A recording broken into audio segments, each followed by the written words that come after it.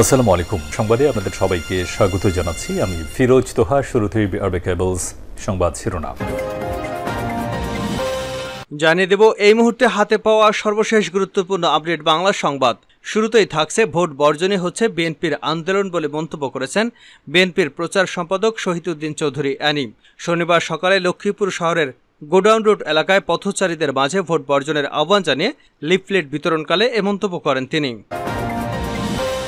এবারে জানাবো জাতীয় সমাজতান্ত্রিক দল জেএসডির সভাপতি আসমা আব্দুর রব বলেছেন, অন্যায়ের উপর দাঁড়িয়ে থাকা বর্তমান পরিস্থিতি বা সমাজকে বদলে দিতে হবে। একমাত্র গণঅভ্যুত্থানই সমাজের বিদ্যমান আর্থসামাজিক ও রাজনৈতিক কাঠামো ভেঙে নতুন যুগের সূচনা করবে। জানাবো নরসিংদীতে পৃথক বজ্রপাতের ঘটনায় মা ছেলে সহ 4 জনের মৃত্যু। শনিবার সকাল 10টার দিকে সদর উপজেলার আলোকবালী উত্তরপাড়া এবং শহরতলির হাজিপুরে এ ঘটনা ঘটে। এবারে থাকছে আওয়ামী লীগের সাধারণ সম্পাদক এবং সড়ক পরিবহন ও সেতুমন্ত্রী ওবায়দুল কাদের বলেছেন, বিএনপি আছে সেটি জানান দিতেই তাদের লিফলেট বিতরণ কর্মসূচি। বিএনপিকে অনেকটা উপহাস করে আব্দুল কাদের বলেন, গণঅভ্যুত্থান থেকে তারা লিফলেট বিতরণ কর্মসূচিতে নেমে এসেছে, এবার বুঝুন তাদের অবস্থা। এদিকে রাঙামাটিতে ইউপিডিএফের 2 জনকে গুলি করে হত্যা। জেলার লাংদুতে সশস্ত্র হামলায় গুলিবিদ্ধ হয়ে প্রসিদ বিকাশ শিখার নেতৃত্বাধীন ইউনাইটেড পিপলস ডেমোক্রেটিক ফ্রন্টের 2 জন নিহত হওয়ার খবর পাওয়া গেছে। এবং সর্বশেষ জানাবো আন্তর্জাতিক সংবাদ। ইসরায়েলের সঙ্গে যুদ্ধ নিয়ে নতুন বার্তা ফিলিস্তিনের।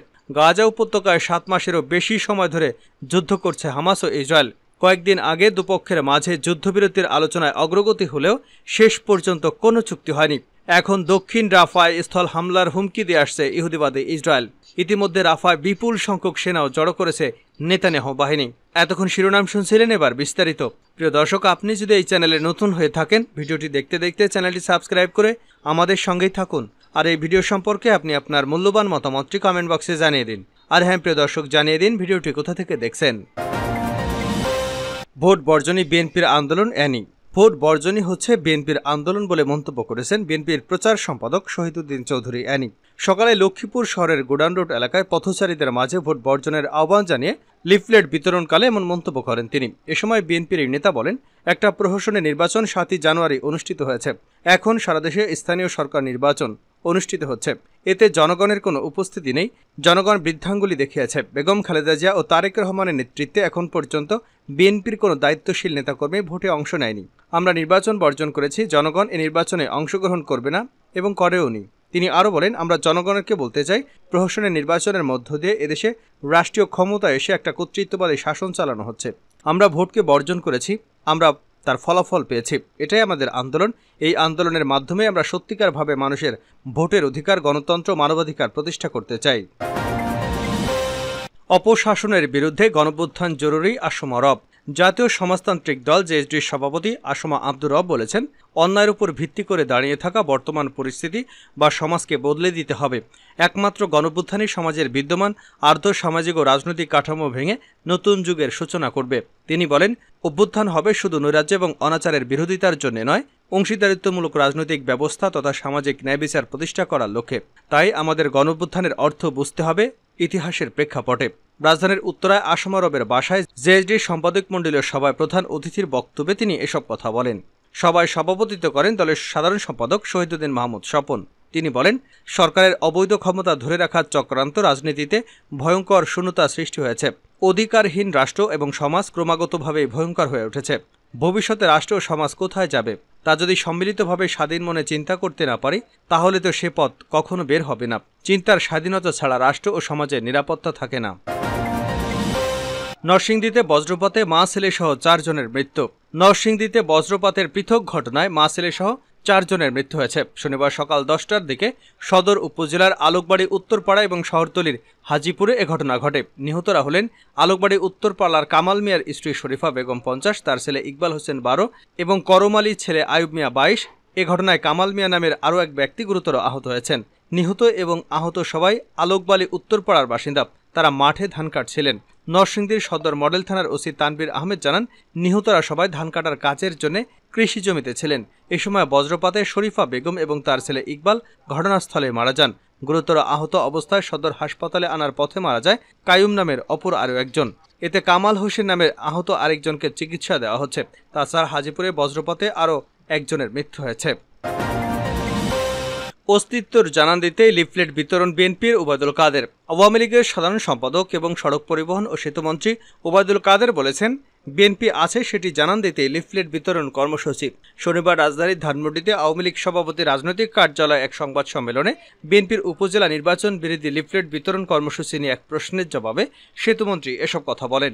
বিএনপিকে অনেকটা উপহাস করে ওবায়দুল কাদের বলেন, গণঅভ্যুত্থান থেকে তারা লিফলেট বিতরণ কর্মসূচিতে নেমে এসেছে, এবার বুঝুন তাদের অবস্থা। তিনি বলেন, সরকারের ধারাবাহিকতার কারণে আজ দেশের এত উন্নয়ন ও সমৃদ্ধি হয়েছে। জিয়াউর রহমান বঙ্গবন্ধুর কাছে আবেদন করে বাকশালের সদস্য হয়েছিলেন, কিন্তু বিএনপি এবং মির্জা ফখরুল ইসলাম আলমগীর বাকশালকে গালিতে পরিণত করতে চায় বলে অভিযোগ করেন তিনি। ওবায়দুল কাদের বলেন, গণমাধ্যমও লিখেছে ভারত বিরোধিতার বিষয়টি পুনর্বিবেচনা করে দেখবে বিএনপি। ভারত প্রশ্নে এখন মধ্যপন্থা নিতে চায় বিএনপি। সেতুমন্ত্রী বলেন, দেশে গণতন্ত্রের কোনো ঘাটতি নেই, সংসদ এবং সংসদের বাইরেও সরকারের বিরোধিতা জারি আছে। সরকার কোনো দল বা গোষ্ঠীর উপর দমনপীড়ন চালাচ্ছে না। গণতন্ত্রের বিচারে বিশ্বের অনেক দেশের চেয়েও ভালো অবস্থানে রয়েছে বাংলাদেশ। রাঙামাটিতে ইউপিডিএফ এর দুজনকে গুলি করে হত্যা। রাঙামাটি জেলার লংদুতে সশস্ত্র হামলায় গুলিবিদ্ধ হয়ে প্রসিদ্ধ বিকাশ শিখার নেতৃত্বাধীন ইউনাইটেড পিপলস ডেমোক্রেটিক ফ্রন্টের দুজন নিহত হওয়ার খবর পাওয়া গেছে। ইউপিডিএফ এ ঘটনায় সন্তু লারমা নেতৃত্বাধীন জনসংহতি সমিতি গ্রুপকে দায়ী করেছে। শনিবার সকালে লংদু উপজেলার লংদু ইউনিয়নের মনপতি বাজার এলাকায় ঘটনা ঘটে। নিহতরা হলেন ইউপিডিএফ এর সদস্য তিনক চাকমা ও দুদকছড়া গ্রামের জুরেন্দ্র চাকমা ছেলে ধন্যমতি চাকমা। তাদের মধ্যে একজন ইউপিডিএফ এর সদস্য এবং অপরজন কর্মী বা কানেক্টর ছিলেন বলে জানা গেছে। স্থানীয় সূত্রে জানা যায়, শনিবার সকালে লংদু ইউনিয়নের মনপতি, ধনপতি এবং মধ্য খাড়িকাটা ও খাড়িকাটা এলাকার ইউপিডিএফ এর সশস্ত্র একটি দল অবস্থান নেয়। লংদু উপজেলার কাট্টলি এলাকায় 10 থেকে 12 জনের একটি দল মনপতি ও মধ্য খাড়িকাটা এলাকায় এসে ইউপিডিএফ এর সদস্যদের উপর হামলা চালালে ঘটনাস্থলে দুজন গুলিবিদ্ধ হয়ে নিহত হন। অতিরিক্ত পুলিশ সুপার মোহাম্মদ শাহ ইমরান ঘটনার সত্যতা নিশ্চিত করে বলেন, শুনেছি সন্তু লারমা জেএসএস কর্তৃক ইউপিডিএফ এর দুজন নিহত হয়েছে। পুলিশ ঘটনাস্থলে গেছে, ফিরে এলে বিস্তারিত জানাতে পারব। জানাবো আন্তর্জাতিক সংবাদ। ইসরায়েলের সঙ্গে যুদ্ধ নিয়ে নতুন বার্তা ফিলিস্তিনের। গাজা উপত্যকায় 7 মাসেরও বেশি সময় ধরে যুদ্ধ করছে হামাস ও ইসরায়েল। কয়েকদিন আগে দুপক্ষের মাঝে যুদ্ধবিরতির আলোচনায় অগ্রগতি হলেও শেষ পর্যন্ত কোনো চুক্তি হয়নি। এখন দক্ষিণ গাজা রাফায় স্থল হামলার হুমকি দিয়ে আসছে ইসরায়েল। ইতিমধ্যে রাফায় বিপুল সংখ্যক সেনাও জড়ো করেছে নেতানিয়াহু বাহিনী। তবে ইসরায়েল এত কিছু করলেও তাদের বিরুদ্ধে দীর্ঘমেয়াদে যুদ্ধ চালিয়ে যাওয়ার অঙ্গীকার ব্যক্ত করেছে ফিলিস্তিনি স্বাধীনতাকামী সংগঠন। খবর আল জাজিরার। হামাসের মুখপাত্র আবু উবায়দা এক ভিডিও বার্তায় বলেছেন, রাফা ও গাজায় ইসরায়েলি অভিযানের বিরুদ্ধে ফিলিস্তিনিরা লড়াই চালিয়ে যাবে। ইসরায়েলের আগ্রাসন যতই দীর্ঘ হোক না কেন, তার ফলাফল শূন্য। তিনি আরও বলেন, এই যুদ্ধে ইসরায়েলের কোনো অর্জন নেই, যুদ্ধক্ষেত্রে তারা সেনা হারাচ্ছে। হামাসের ব্যাপক শক্তি রয়েছে এমনটা দাবি করছে না, তবে আমরা আমাদের জনগণের অধিকার আদায়ে লড়াই চালিয়ে যাব।